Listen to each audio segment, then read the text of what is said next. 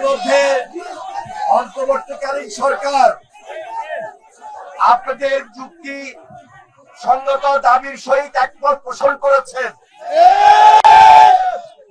কিন্তু কাঙ্ক্ষিত দাবি কাঙ্ক্ষিত জায়গায় পৌঁছার জন্য 20%-এর যে জায়গায় সেটা এখন পর্যন্ত আপনারা হয়তো পান নাই।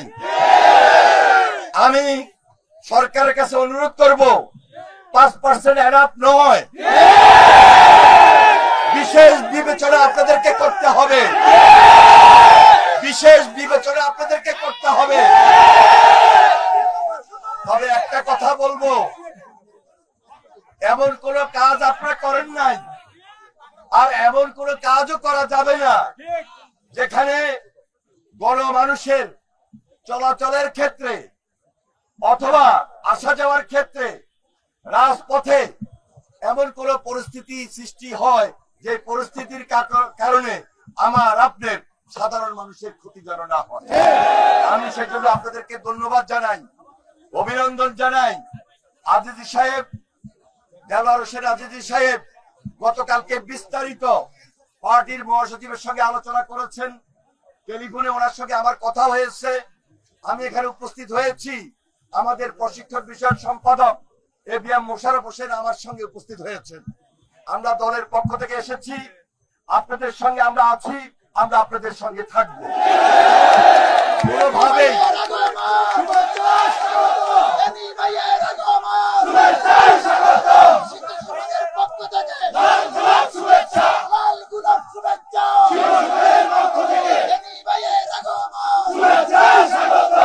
মনে রাখবেন, গত 17 বছর আমরা আন্দোলন সংগ্রামে ছিলাম, মাঠে ছিলাম, ময়দানে ছিলাম, আপনাদের আন্তরিকতা ছিল, আপনাদের সহযোগিতা ছিল, এবং সর্বশেষ জুলাই আন্দোলনে আমরা সবাই একটা ঐক্যবদ্ধ আন্দোলনের মধ্য দিয়ে বাংলাদেশকে একটা সুন্দর, বাংলাদেশকে একটা উন্নয়নের জায়গায়, বাংলাদেশটাকে বিনির্মাণ করার জন্য আমরা এক এবং ঐক্যবদ্ধ হয়েছি।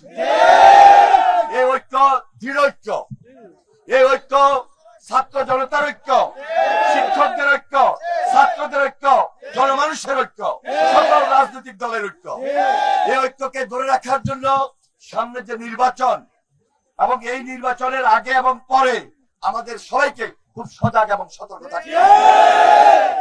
আবারও বলছি, আপনাদের আন্দোলনকে, আপনাদের সম্মানকে আমরা বিএনপি যথেষ্ট মূল্যায়ন করছি, মূল্যায়ন করব, এবং আগামী দিনে জাতীয়করণের মধ্য দিয়ে আপনাদেরকে আমরা নিশ্চিত করতে চাই আমরা আপনাদের সঙ্গে থেকেই কাজ করছি।